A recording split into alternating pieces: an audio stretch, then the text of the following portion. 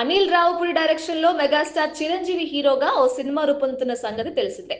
సంక్రాంతికి వస్తున్నాం తర్వాత అనిల్ రావుపూడి నుంచి వస్తున్న ఈ సినిమాపై ఇప్పటి నుండే భారీ అంచనాలు ఉన్నాయి.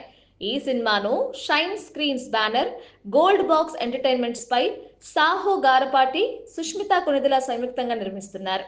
కాగా ఈ సినిమాలో చిరు సరసన తమిళ లేడీ సూపర్ స్టార్ నయనతారను హీరోయిన్ గా ఫిక్స్ చేశారు. అందుకు సంబంధించి ఓ ప్రోమోను షూట్ చేసి రిలీజ్ చేశారు మేకర్స్. వచ్చే ఏడాది సంక్రాంతికి రఫ్ఫాడిచ్చేద్దామని నయన్, అనిల్ కలిసి చెప్పిన డైలాగ్ ప్రోమోకే హైలైట్ గా నిలిచింది. గతంలో సైరా నరసింహారెడ్డి, గాడ్ ఫాదర్ చిత్రాలతో చిరుకు జోడీగా నటించింది నయన్. ఇప్పుడు లాంగ్ గ్యాప్ తర్వాత మరోసారి చిరుతో స్క్రీన్ షేర్ చేసుకోబోతోంది.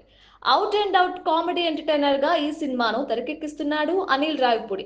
ఈ సినిమాతో వింటేజ్ చిరు ఇస్ బ్యాక్ అనేలా ఉండబోతుందనే టాక్ వినిపిస్తోంది టాలీవుడ్ లో.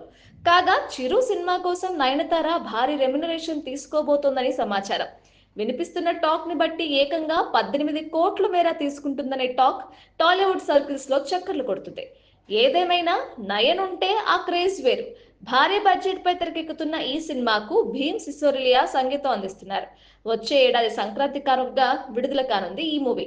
మరి ఈసారి అనిల్ ఎలాంటి మ్యాజిక్ చేస్తాడో చూడాలి.